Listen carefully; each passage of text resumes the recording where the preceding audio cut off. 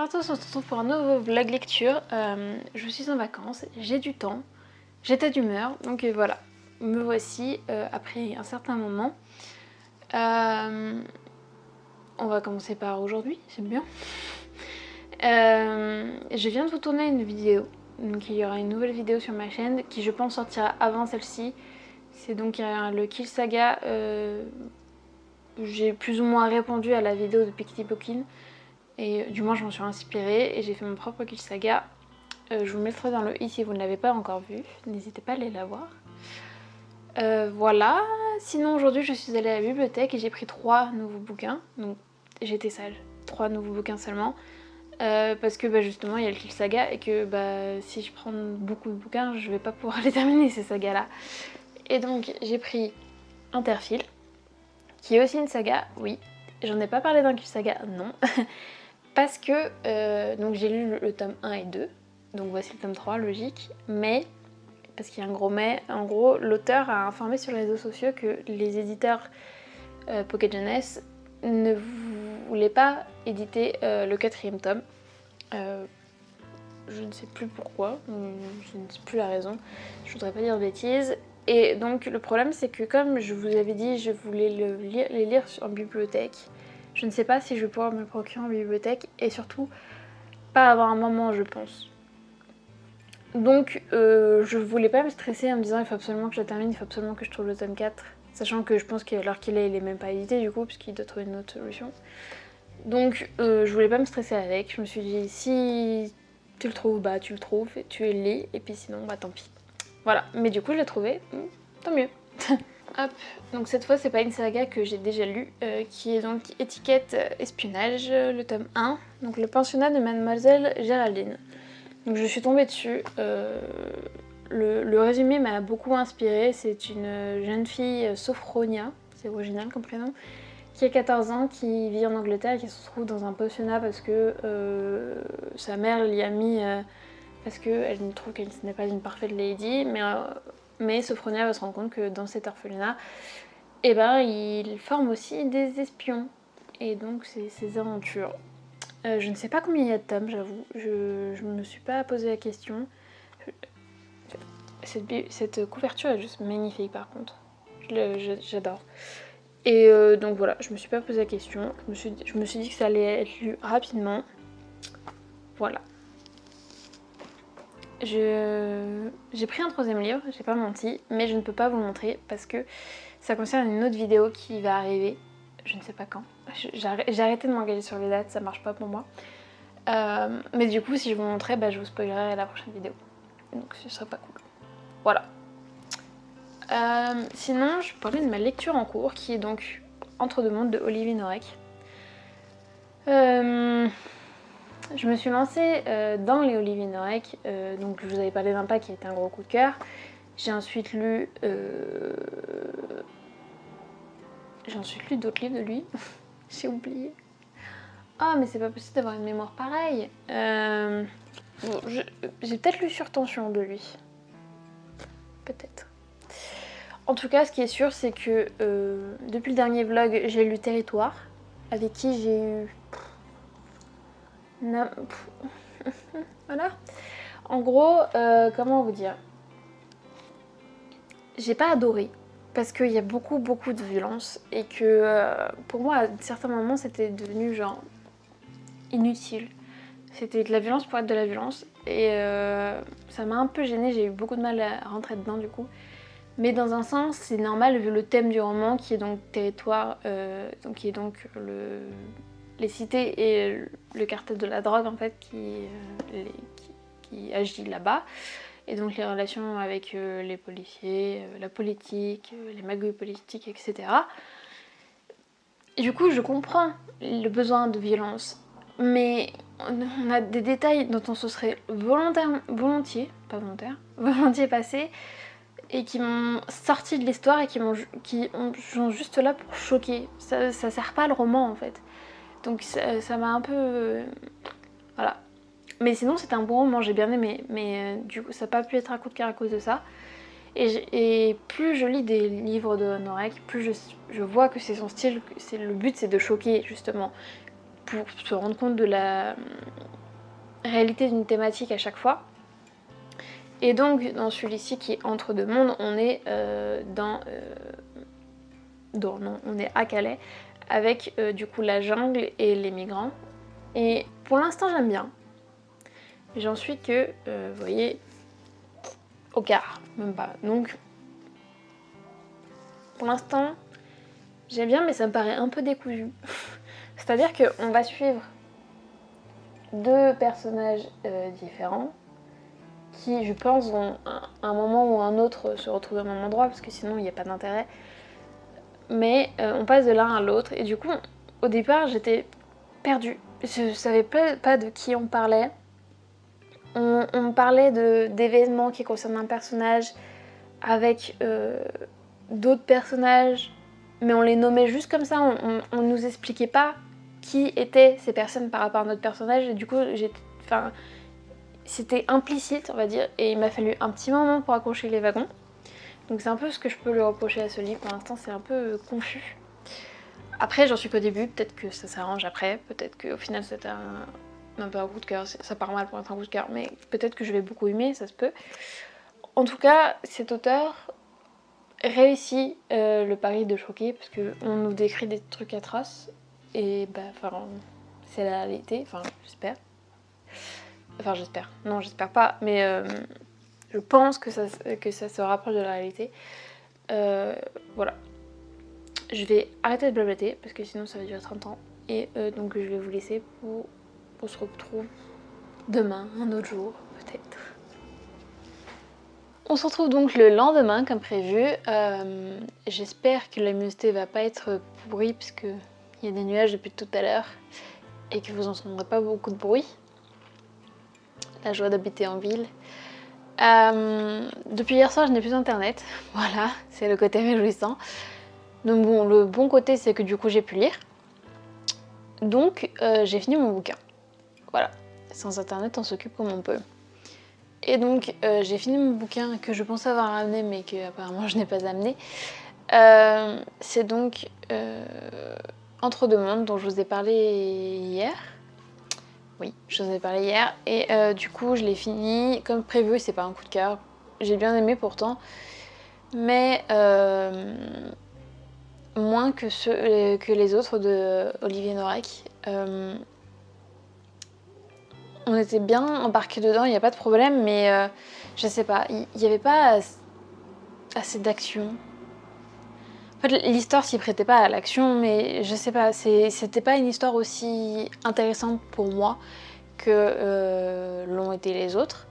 Peut-être parce que c'est un sujet qui me touche moins, même si on s'entend, le sujet des migrants c'est une question d'actualité et c'est touchant quoi. Enfin, leurs histoires elles sont touchantes, mais je sais pas. Il y a un truc qui m'a gênée, mais j'arrive pas à savoir quoi.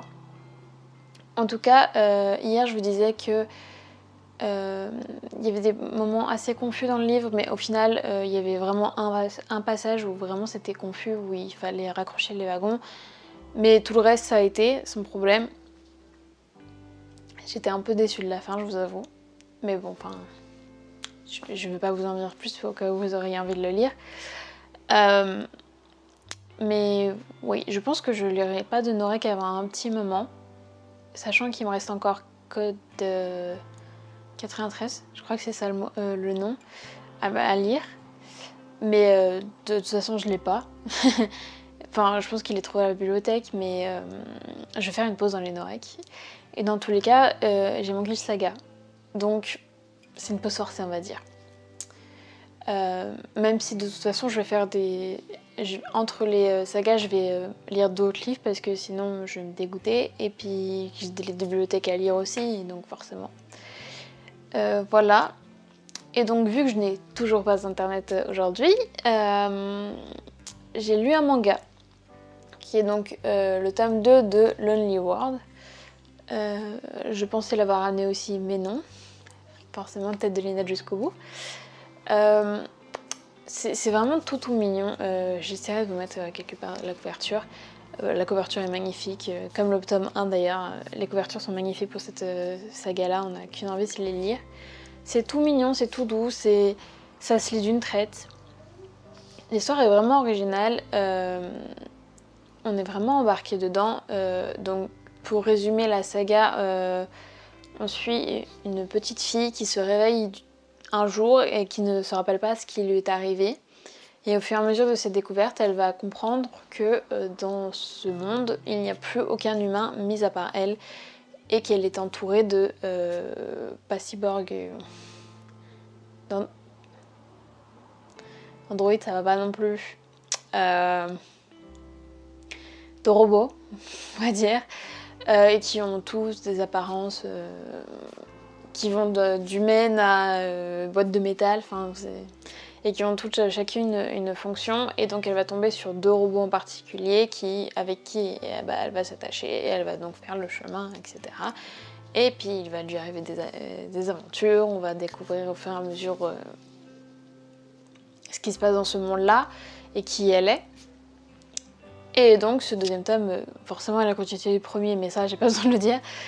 Et il est toujours aussi intéressant, l'aventure est toujours présente. On a un peu moins d'action, enfin un peu, mais clairement, on lit pas ce manga pour l'action, on lit ce manga pour l'univers, en fait, tout simplement. Et oui, c'est un coup de cœur pour le moment. Donc le tome 2 vient de sortir, donc je vais attendre un moment pour le tome 3. Mais j'ai qu'une hâte, c'est qu'il sorte parce que vraiment j'aime beaucoup cette histoire. Voilà. Et donc, vu qu'il faut bien que je m'occupe et que j'ai pas grand chose à faire, je pense que cet après-midi je vais vous tourner une autre vidéo. Si c'est faisable, je pense. Et puis je vais choisir ma nouvelle lecture. Je pense que cette fois je piocherai dans mon Kill Saga, je sais pas encore quel livre ce sera. Voilà. Mais de toute façon, je pense que je reviendrai ce soir parce que normalement j'aurai lu entre temps, donc je vous dirai sûrement quelle lecture j'ai en cours ce soir. Voilà.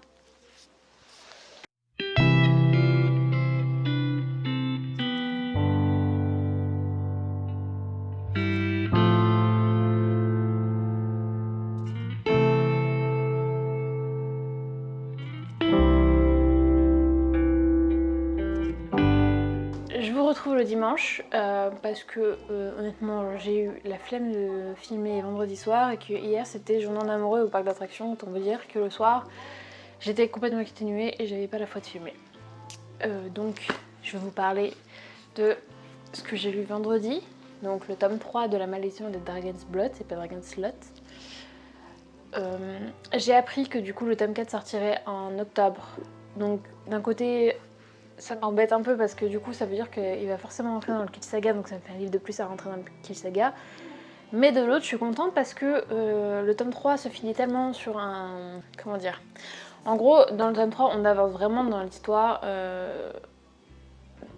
on retrouve le même schéma que dans les autres tomes.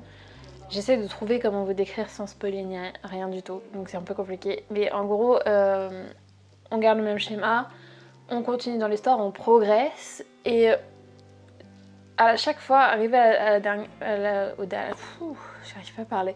Arrivé au dernier chapitre, on n'a qu'une envie, c'est de lire la suite, et c'est encore plus vrai pour celui-là. J'ai qu'une hâte, c'est de pouvoir lire le 4e et de le dévorer comme je l'ai fait pour celui-là, et comme j'ai dévoré chacun de ces tomes en fait. C'est un vrai coup de cœur pour cette série, et effectivement, elle a détrôné Ange dans les séries préférées de Anne Robillard. Et j'ai qu'une hâte, c'est d'avoir le 4. Voilà. Et on se rapproche de la fin puisqu'il y en a 6, je crois. Et comme j'ai toujours pas internet, aux joies, j'ai enchaîné les lectures. Et donc j'ai enchaîné avec une BD cette fois, qui est donc Daryl Ouvre-Monde, le tome 2. Cette BD est spéciale pour moi puisque il y a 1 an et demi, 2 ans, avec mon copain, on s'est décidé à acheter des livres en se disant parce qu'avant je prenais la bibliothèque, et il y a 1 an et demi, 2 ans, on s'est dit autant les acheter et puis se faire une collection, et puis même si on continue à en prendre la bibliothèque. Et étant amoureux des BD comme moi, on était tombé sur Daryl Ouvre-Monde, le tome 1. Que alors j'avais beaucoup aimé, je crois qu'il ne l'a pas lu. Et je lui avais dit, il me faut absolument le tome 2. Or, le tome 2 devait sortir à la fin du confinement... au début du premier confinement. Et donc j'ai attendu, et au début du premier confinement, rien, forcément, puisque tous les livres avaient été retardés. Donc on a attendu, et c'est devenu notre quête d'avoir Daryl au Grand tome 2, donc on s'est mis à surveiller, et enfin il est sorti il y a 2-3 semaines à peine, donc on a pu se le procurer, et donc c'est pour ça qu'il est très spécial, voilà, c'était la minute papotage. Sinon, il est spécial, mais je suis un peu déçue. Je suis très contente d'avoir la fin de cette histoire. D'ailleurs, pour vous la résumer un peu, c'est un diptyque dans lequel on suit Daryl, donc, qui est là, qui est donc un personnage qui a la possibilité de passer de l'ouvre-monde à un monde parallèle avec des mages, des fées, etc., à notre monde, donc ce qu'ils appellent le monde gris. Et en fait, on va se rendre compte dans le tome 1 que il va se passer des choses étranges dans l'ouvre-monde, et des choses qui sont censées être impossibles. Et donc Daryl, qui peut passer d'un monde à l'autre, mais qui est aussi un journaliste, avec un grec, très connu et très célèbre pour résoudre des mystères, etc. Et va se pencher sur ces mystères pour essayer de comprendre ce qui se passe. Alors autant dans le diptyque, Daryl est un peu perdu, il va mettre du temps à comprendre ce qui se passe, autant nous on a des indices depuis le premier tome, donc on a déjà à peu près compris ce qui se passe. Donc clairement, le but de l'auteur, du scénariste, n'est pas qu'on vive la chose comme si on était dans Daryl. C'est très bizarre dit comme ça, mais j'espère que vous comprenez. On est un peu omniscient dans l'histoire, et c'est un peu dommage parce que du coup ça enlève un peu toute la magie. En plus, à des moments, on nous fait référence à des événements qui se sont passés 400 ans plus tôt. Mais on n'a pas plus de détails, on ne sait pas de quoi ça parle. Donc c'est un peu, ça tombe un peu comme un cheveu sur la soupe, on est en mode d'accord. Bon, on va faire abstraction puisqu'on n'en saura pas plus. Comme si en fait ce diptyque-là faisait partie d'un univers plus large avec une autre série. Ce qui est peut-être le cas, mais du moins je la connais pas si c'est le cas, et il me le semble pas. Donc c'est un peu ce qui m'a dérangé, ce qui m'a un peu déçue. Mais à part ça, c'est très agréable à lire. Les graphismes sont toujours aussi magnifiques. J'essaie de vous en montrer au hasard. Focus, oui. Voilà. Moi j'ai adoré les graphismes, c'est typiquement le genre que j'adore. Donc bon, au moins j'aurai la fin. Donc au moins je connais l'histoire enfin en entière.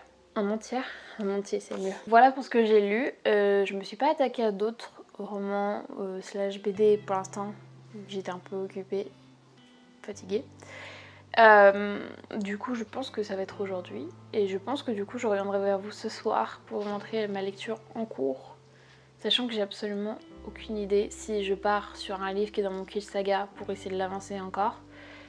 Ou si je lis un service presse que je dois rendre, mais avant octobre, donc je pense que j'ai le temps. Ou un livre de la bibliothèque, parce que j'ai 3 semaines. Bon, ça devrait être large vu mon rythme de lecture en ce moment, mais bon, on sait jamais. Du coup, je ne sais pas. Voilà, vous en saurez plus ce soir. On est jeudi aujourd'hui. C'est la fin de la semaine et je commence enfin à reprendre le rythme. Autant vous dire que la reprise des vacances a été compliquée. La fatigue a été bien présente, ça m'a fait bizarre. Donc j'étais trop fatiguée pour vlogger, clairement. J'avais d'autres choses à faire. Je suis désolée s'il y a du bruit, il y a Otis qui s'amuse. Mais du coup, qui dit boulot dit transport, et qui dit transport dit lecture.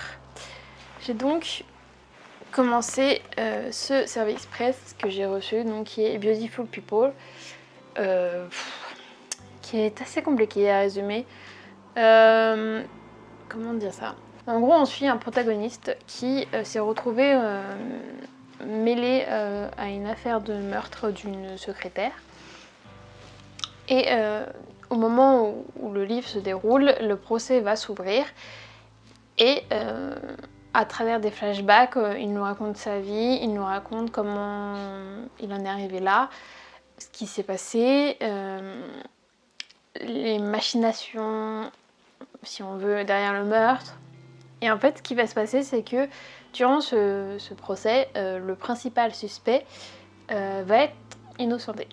Mais du coup, la question c'est qui l'a vraiment tué.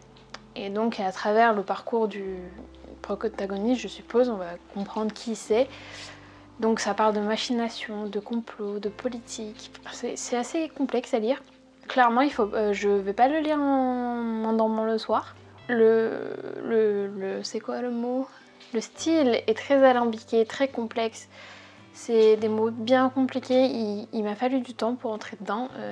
J'ai bien failli le poser 2 ou 3 fois, j'avoue. Mais ça y est, je suis enfin dedans. C'est pas mal. Mais clairement, c'est pas une lecture doudou. C'est pas une lecture détente du tout. Mais ça reste très intéressant. Donc j'en suis à la moitié à peu près. Donc je vous dirai à la fin ce que j'en ai pensé. Mais oui, je m'attendais pas à ça. Quand j'ai vu le service presse, je m'attendais à un polar. On n'est pas trop dedans. Enfin, si, mais disons que c'est pas un policier, quoi, voilà. Enfin bref, je vous en dirai plus quand je l'aurai fini, parce que là, je pense que je vais m'embrouiller, et je vais vous embrouiller aussi par la même occasion. Et je voulais vous parler d'un truc qui m'est arrivé, qui est assez bizarre. Alors, en gros, comme vous le savez, j'ai le Cul Saga qui est en cours, et j'avais dit qu'Interfil ne serait pas dedans. Mais comme j'ai pris la bibliothèque, je me sentais obligée de le lire maintenant, et puis tant qu'à faire, ça me faisait une saga de plus à jour, donc qui dit mieux. J'ai donc commencé le 3e tome de Interfil. Et au bout de 20 pages, je me suis dit, mais je l'ai déjà lu, c'est pas possible, ça me dit quelque chose. Tout ce qui arrive, j'arrivais à deviner ce qui allait se passer. Puis je continue, puis je dis à mon copain, je suis sûre de l'avoir déjà lu, c'est pas possible. Puis il me dit, mais c'est bizarre, parce que t'avais lu le tome 2, quoi. Le tome 3, tu l'avais rendu sans le lire la dernière fois. Donc je dis, bon, bah ok, je continue. Pareil, la sensation reste. Et en ouvrant à peu près au milieu, puis à la fin, pour essayer de comprendre, plein de trucs me revenaient en mémoire, et ça correspondait à ce que je lisais. Mais pourtant, sur le livre addict de mes souvenirs aussi, je ne l'ai pas lu. Du coup, je ne comprends pas ce qui se passe. Soit j'ai développé un super pouvoir qui fait que je connais l'histoire avant que de l'avoir lu, ce qui serait quand même vachement embêtant et beaucoup moins intéressant pour la lecture du coup. Soit le tome 2 et le tome 3 se ressemblent. Soit c'est que c'est tellement facile à lire que du coup, arriver à anticiper ce qui va se passer parce qu'on connaît trop bien les personnages est une chose qui peut arriver d'ailleurs. Je ne sais pas ce qui se passe. Donc je pense que je vais quand même me remotiver pour le relire. Et peut-être qu'en fait je me dirais mais non, mais en fait tu te rappelles pas de ça, tu te rappelles du tome 2. Et donc s'il y en a parmi vous qui ont lu le tome 2 et le tome 3, n'hésitez pas à me dire si ça se ressemble. Si je suis complètement folle, ce qui peut arriver, hein, clairement. Je dis pas que c'est impossible. Je me sens vraiment idiote en fait. Enfin, c'est très bizarre comme sensation d'avoir déjà lu un livre que t'as jamais lu. Enfin, que t'es persuadée d'avoir jamais lu. Donc j'essaierai quand même de le relire. Et puis peut-être qu'en fait, en lisant, je me dis mais si, j'ai déjà lu et je suis complètement débile et j'ai juste pas de mémoire et je l'ai noté nulle part. On verra. Voilà, c'était ma petite aventure du jour, très passionnant. Voilà. Je pense que je vais conclure le vlog ici parce que si tout se passe bien, je vais essayer de publier la vidéo demain. Si tout se passe bien. Enfin, le plus tôt possible, voilà. Et comme ça fait déjà à peu près une semaine que le vlog est ouvert, je me dis que ça peut être pas mal. Voilà, j'espère que ce vlog, enfin mini-vlog vous aura plu, que mes aventures dingues vous ont un peu distrait. N'hésitez pas à me laisser un commentaire pour me dire n'importe quoi, hein, même si c'est pour me traiter de folle, là je comprendrai personnellement. Et n'hésitez pas aussi à vous abonner, parce que je publie pas à des rythmes très réguliers. Surtout en ce moment, donc si vous voulez être averti, c'est mieux. Voilà. Et moi, je vous dis à la prochaine. Ciao!